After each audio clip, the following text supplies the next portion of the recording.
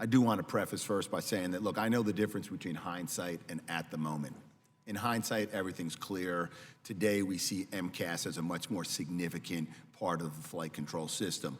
But I still believe that MCAS at the moment, while you were designing, developing, and promoting it, I think it was a big deal that you actually just underappreciated. So let me just ask this question here. So you have the flight control system, number of components are in it, flight control surfaces, like the stabilizer, and controls, right? Cockpit controls, like the yoke or the control arm. You have linkages between the two. On the 737, all of the flight control surfaces operate by a cockpit control, input by a crew. The MCAS, as I understand it, is the only computer software that actually operates a flight control surface without crew input. Is that true? No, sir. You say yes or no? I said no, sir. Okay.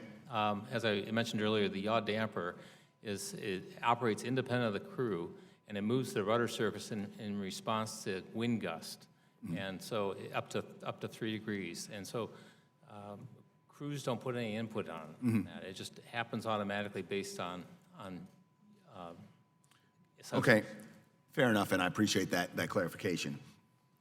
The emergency procedures, and I think, Mr. Mullenberg, you've mentioned this in testimony. I've heard it before from Boeing, and even when Mr. Carball was asking questions.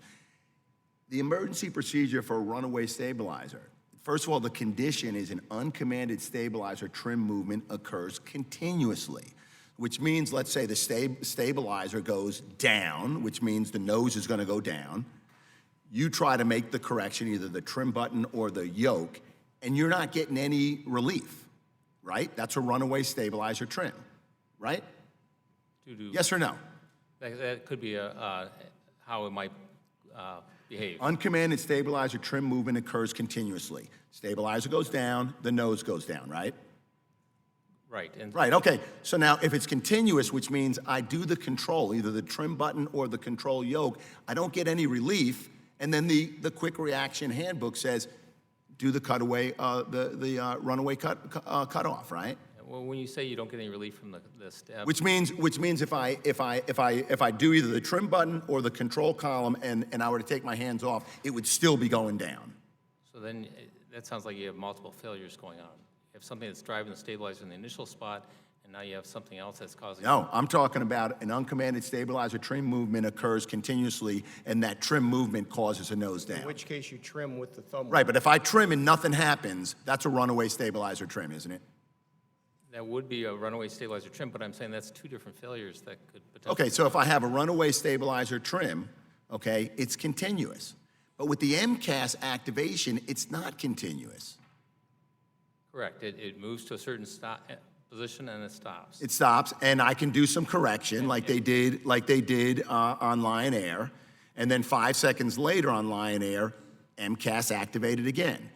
So the concern I have is when you say that the emergency procedure should be the same, but the conditions are different. One is continuous and one is intermittent. It happens, it stops when I provide an input, and then it kicks in again.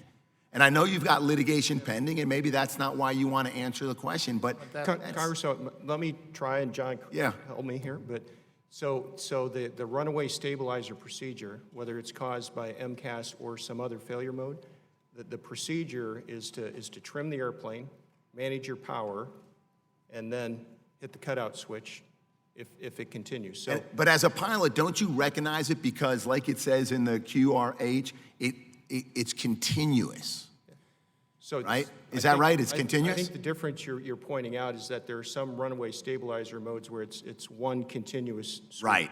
And in the case of MCAS, it's still a continuous movement, but it can happen multiple times. Right. And We've here's the eliminated point. Here's the point. Multiple time piece. There's nothing in the documentation, though, that says to the pilot what continuous is. The pilot is thinking like, hey, continuous means I try to change it and it ain't changing. That's continuous. But if it changes but then comes back, that's not really continuous. That's intermittent. Yeah, I think. And this is where, so with the you said you're making changes in documentation. Yes. I really hope that you're looking at an emergency procedure, a quick reaction procedure, okay, that expressly addresses MCAS and the intermittent nature of MCAS if it continues to be intermittent. And Congressman, to that point, that's one of the software changes we made. It is no longer intermittent. It can only operate once. Got it. Thank you, Mr. Chairman. I yield back.